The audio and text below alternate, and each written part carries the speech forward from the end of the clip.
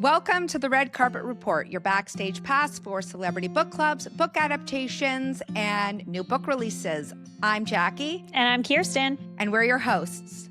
Today is the April pick party. We're back from spring break, and we are ready to talk about these celebrity book club picks and former celebrity book club authors who have new books coming out this month, which there's not a lot of them this month. So that's an interesting. But for the record, we've read all of them. I know. We have read every single celebrity book club pick this month, except for Oprah, who hasn't announced yet. Right. But before we get into it, we got to do the red carpet rundown. All right. Sounds good. So you go first. I am really excited about this one. It's The Minature Wife, which is apparently an adaptation based on a book. Really? And it is starring Elizabeth Banks. Elizabeth Banks? Oh, she's so funny. I love her. And Matthew McFadden. Okay. From Pride and Prejudice and Succession. Okay. Mr. Darcy is on screen. And it's basically Honey, I Shrunk the Kids. And it's coming out on Peacock. I saw that. That's an adaptation? Yes, it's an adaptation of a short story. And I am like dying to see this because, first of all, it looks hilarious. They're both really, really funny actors, and it looks appropriate for my kids to watch. It keeps showing up as a commercial during High Potential, which is like, we need to talk about the season finale because it's the best TV show on the planet. And it keeps coming up, and my son's like, I kind of want to watch that. And I'm like, me too. I didn't know that that was an adaptation. I've seen commercials because we love High Potential. It looks really good. Doesn't it? Yeah, I'm excited about Essentially, that a husband is like working on shrinking technology, and the wife accidentally gets shrunk, and he hasn't figured out yet how to like bring things back to real life and without things exploding. So she's living in like a dollhouse, and it looks hysterical. It looks hysterical. So I'm really excited about that one. It comes out by the time this episode airs tonight. Oh, fun. The one that I have been looking forward to probably for a year is Margot's Got Money Troubles. You loved this book. I loved this book. It's going to be so good. It's starring Elle Fanning and Michelle Pfeiffer.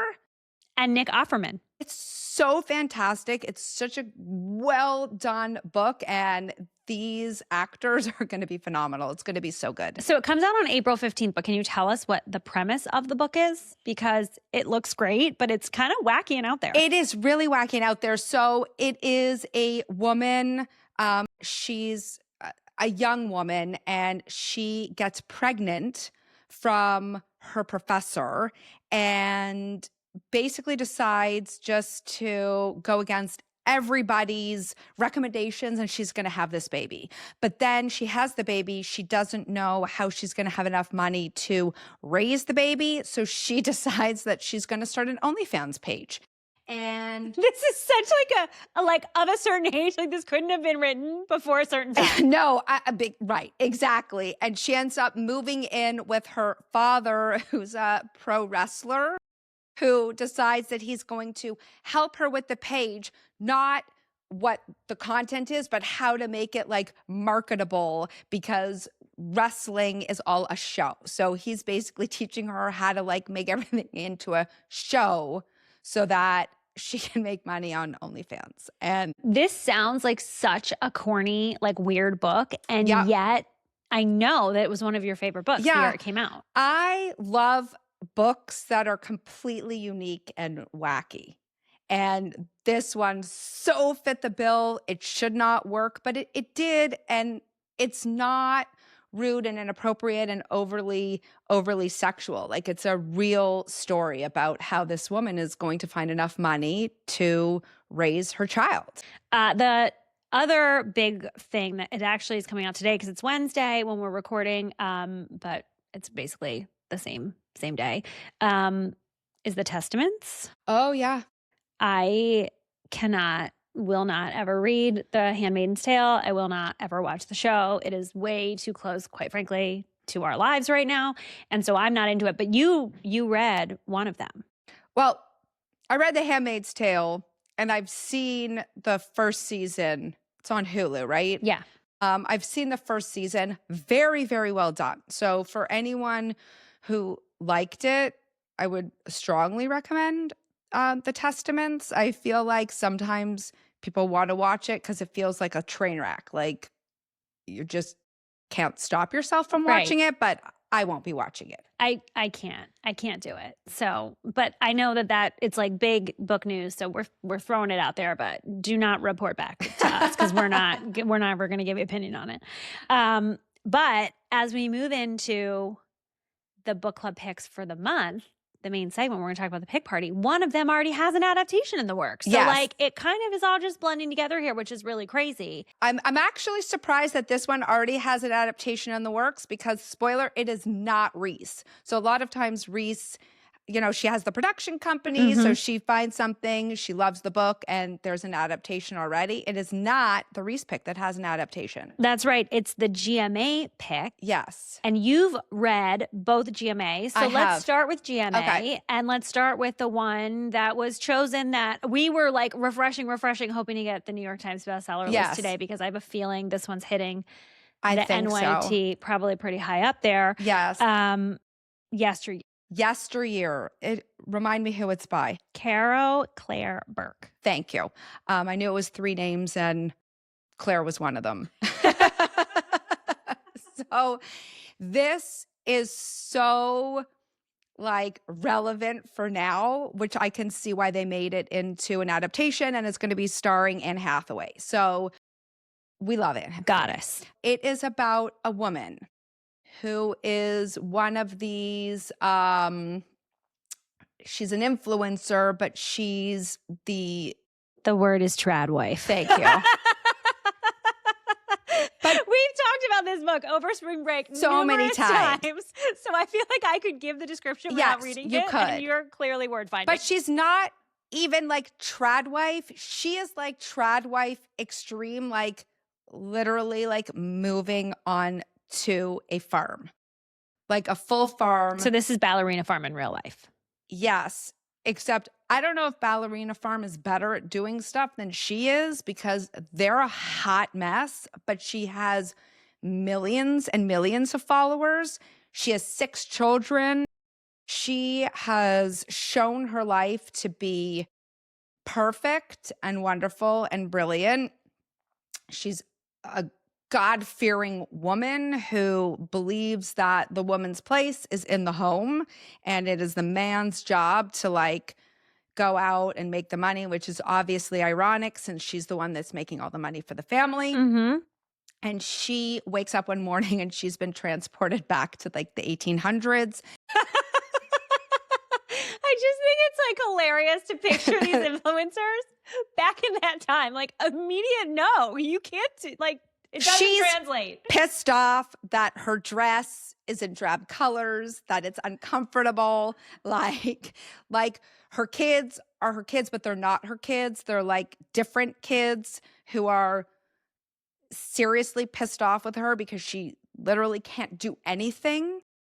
Right? So she's like baking the bread. I know how to bake bread. She can't bake the bread. Like she legitimately can't do anything. They're kind of humoring her. But like you wonder if in the past there's like some mental illness. We don't know what's going on. She doesn't know how, like she thinks it's a practical joke that like they're playing on her. She thinks that she is on an elaborate set. And then we go from there. So, I mean, there are some content warnings, I think, because she's going back in time. There's like some abuse, you know, stuff like that, because it really, she was transported like she's a pilgrim. Things were done differently back then. So it's a crazy ride. It's so funny that this like rise, first of all, I mean, Joe Piazza. Yes. We can't talk about this without talking about her book. Yes. Which is Everyone is Lying to You. And it's about influencers that go missing. And then even like Allie, who was on last episode talking about Christian influencers, like influencers are the new celebrity. They are the center of these sorts of stories, but it just goes to show like it's so fake. And then when you go and you see the reality of like, everyone thinks that like they want to be a trad wife. And then you're like, go back and actually live it. Trust me, you want electricity. Like, can we have a shower? And where's the hot water? And why is it cold? And like, where's my cashmere sweaters? I could see this adapting really well, actually. Like, I think this could be like a very fun adaptation, or it could be really dark. But I feel like with the right actress, Anne Hathaway, I This know. could be kind of wonderful. I think it's going to be fantastic. I can't wait to read this one. This is like very high on my You're going to love list. it. The other GMA pick, Oh, you've also read. It's a backlist book. it is Legendborn. Tracy D. Leon. Yes, thank you. It's the first in a trilogy, I believe, and I loved it. It's like dark academia. It is a retelling of King Arthur. Loved it, but I'm just surprised that they chose something so backlist, but happy that they chose the first one as opposed to just randomly choosing like the second in a series or something. Which they've done in the past. Right. The fourth of the series. Right. Once again, GMA, YA is going to be a fantasy. I would like them to like diversify a little bit. Give me a thriller. Give me a romance. Like I don't want to ruin your book club, but like your bookmark pick. Yes. I'm sorry. Yes. Your bookmark pick would have been a great one, and it's YA and it's like a little bit different. But that's neither here nor there. They did choose a good book. Yes. They did choose a good book. It feels like more of the same. Can we talk about the Read with Jenna pick? Yes. You read it. I did. It's a very short read. It's Upward Bound by Woody Brown. It was a really unique premise, and I didn't realize afterwards what I'm going to tell you. So if you were a book club member and you read Happiness Falls, I think you're really going to like this one. It is about an adult daycare center called Upward Bound. Okay. And it's for severely autistic, non-speaking adults, Okay. 18 plus. And it's like a care facility during the day. Okay. And they get bussed in and they're in this facility. And our main protagonist is primarily the narrator. But it's almost Love Actually in that in between his narration, and by the way, his voice, I highly recommend the audiobook, is T.R. Knight, George from Grey's Anatomy. Love him and he so slays. much. So we have Danny, I think is his name, is the main protagonist, and he is non-speaking. He has a board where he can communicate like with his mom and write, and he's been in college classes, but because his dad died, he's now in, and his mom has to like earn enough money, he now has to go to this daycare center, and he's like acclimated to the center and having gone through college. Okay, he's very smart. And he's the narrator. So our narrator is a non-speaking individual. Yes. And I love that. in between, you get different chapters, full cast audio, different chapters from different people from the community, either care workers or the director or a summer aide, or they visit Target once a week. And so there's like a Target employee who's inspired by their trip that wants to go into this field of OTPT. And I didn't realize until after I was done and I went to watch the interview that it is written by a non-speaking. No way. Mhm. I could get like teary listening to his interview. Oh my God. I was blown away. First of all, it was very short and I was like, God, I wish this was longer. And then I saw the interview and I was like, tears in my eyes, like, are you kidding me? This is such a feat. It was so well written, blown away. And there's this one part at the end that I do not like. I was like crying over something that happened. Oh, I love this. Because it sort of relates a little bit to like treatment in the world and how people think one thing because people are non-speaking or because their verbal cues or their physical cues are different than ours, than a neurotypical person, that they're stupid or they're unable to understand. And that's not the case. And it's oh, wow. so moving and so wonderful and such an incredible story. Phenomenal. Just phenomenal. So the last one is the Reese pick, and you read that one also.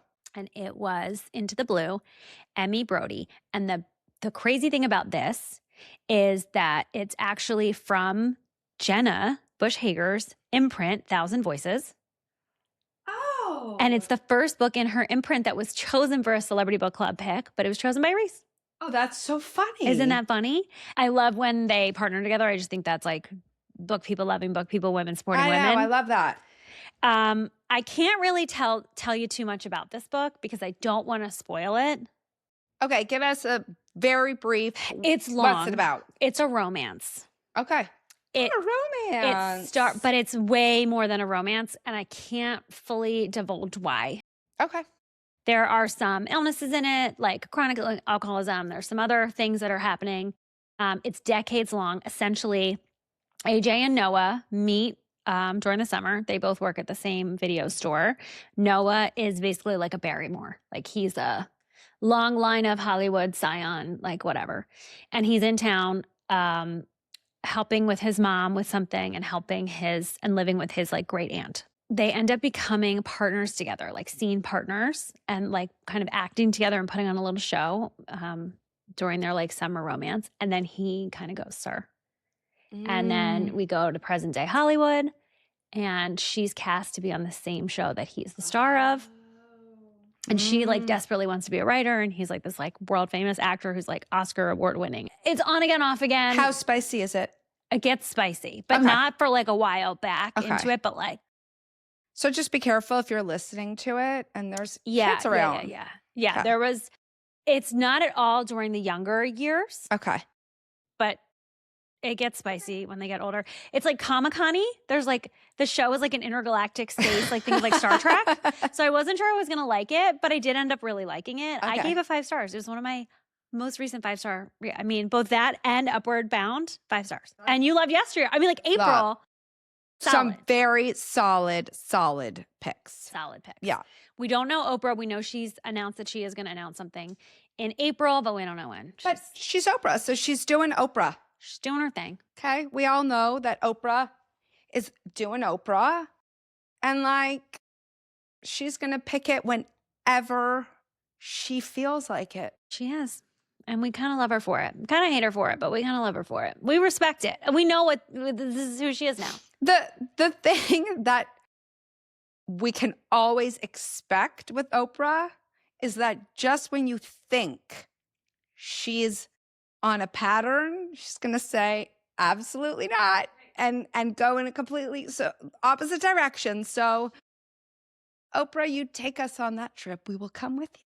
The crazy thing is she has been heavily promoting another book recently, which is Strangers by Belle Burton. Yes. Which is, by the way, going to be adapted with Gwyneth Paltrow. Which I don't understand why that wasn't her book. Like, I've seen multiple interviews, but that was already published. It was already published earlier this year. It's a memoir about a woman's divorce, very wealthy woman who was like blindsided by this divorce during COVID. And it was fantastic. I read it in like a minute. But my guess is she read it after it was published, because what happened was it was published and sort of like, I think the elites of the elites, because they were part of like New York high society, all read this book. It's like gossip. Right. And because of the echelon that it hit, it then quickly went into the celebrity stratosphere. And so I think she must have read it afterwards. And so she was like too late to like claim it as hers, but she certainly was gonna, so she's doing like interviews with her. I don't know why not. I know. Because she's claimed so many backlist stuff before. It's true. Right? So why not? Why not?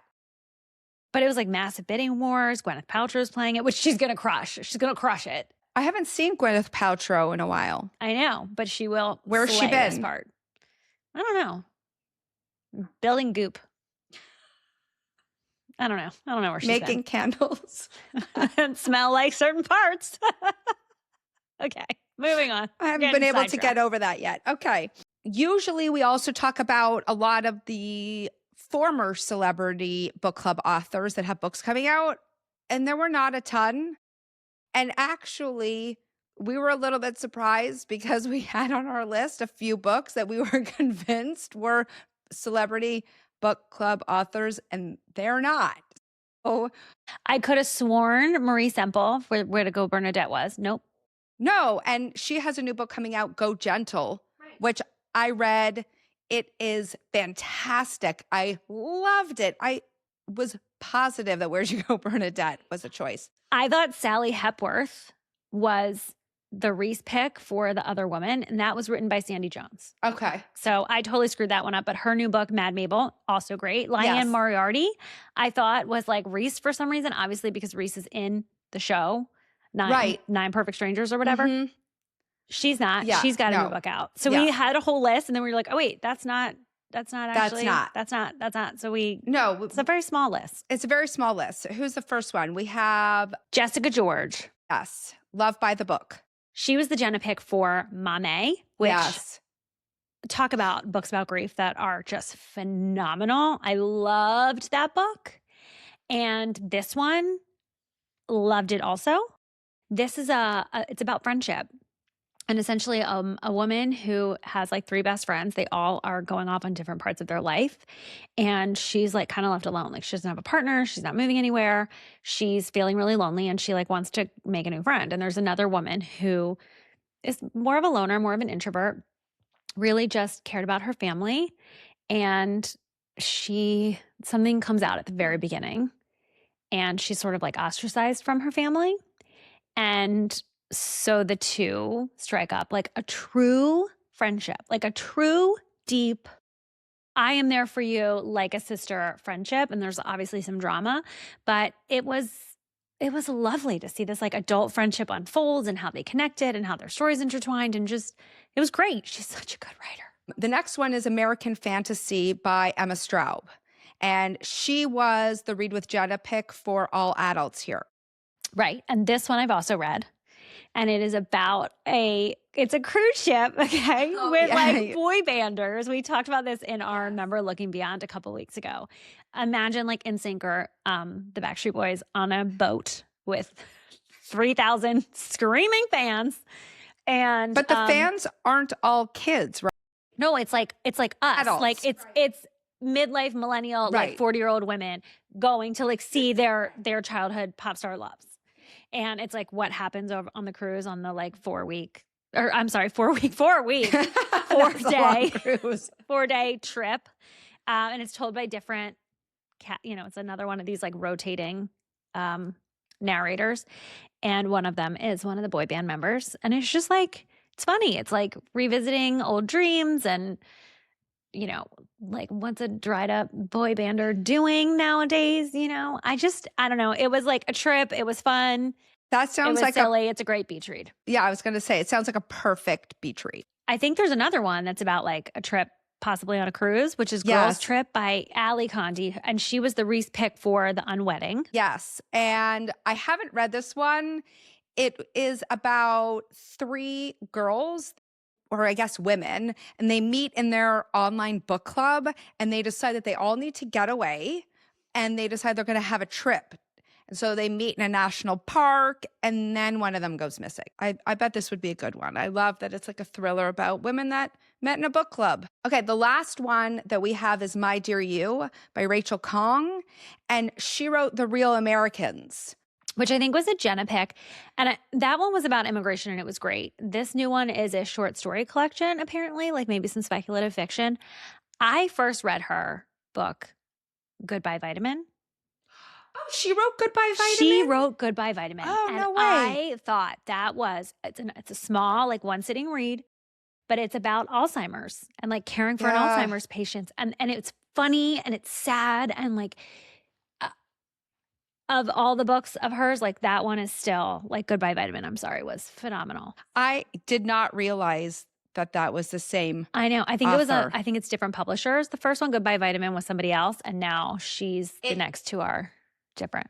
And the reason I say that is because of the covers. I know that sounds ridiculous, but Goodbye Vitamin was this like bright, vibrant cover. And The Real Americans was all these like, it was like intricate, almost like stained glassy type patterns, but it wasn't bright. It was like green and red. So, and this new one looks like a dead hand holding a rose. But I think they're all very different. Like I think she's a shape-shifting kind of author. That's really cool. Yeah, that's really cool. So I'm looking forward to listening to this one just because I've liked her other books so far. Because we missed last week, this week we both have a bookmark. Yeah, we're just going to like casually talk about our 2 favorite like books that we read on spring break. Yeah. Good. You go first. Mine is a backlist and it's ridiculous and I loved it. And I read it in one sitting. Okay. Fantastic. It's called The Fine Print by Lauren Asher and it is a billionaire steamy romance. I like these kinds of books when I'm on an airplane. It keeps me distracted. And it's about like a billionaire. It's the first in a series too, which I'm like so excited about. Sorry, I'm very excited. Where this set of brothers has inherited essentially Disney World, like the Walt Disney Company conglomerate, whatever. And each of them in the will from their grandpa, aka Walt Disney, has to do something in order to get their share of the company. And so he has to go back and like run Disney World Okay. and do like some major renovation. And so the love interest is a worker who submits something and like wants to be a creative, and it turns out was working with his grandpa, and she's like fiery and spicy and just he like, you know, cold-hearted, whatever, but he like has a soft spot for her, and I just loved it. Crushed it. It was great. In and out one day, nobody could talk to me. Like it was just really fun. It was in and out in one day. I left myself open for that one. It's fun to highlight a backlist, but Okay. that's a backlist book. And I'm assuming this is a very spicy one. Very spicy. Very and like it's one of those where like, you know, at some point You can you're skip like, some pages. All Got right, it. let's move on to the next. Yeah, but that was my favorite Okay. of So spring break. the one that you were talking about at the beginning, that's mine, is the escape game. Right. And it is Marisa Meyer and Tamara Moss. And I really wish this had been chosen. It was adorable. It was fantastic. It is a YA murder mystery.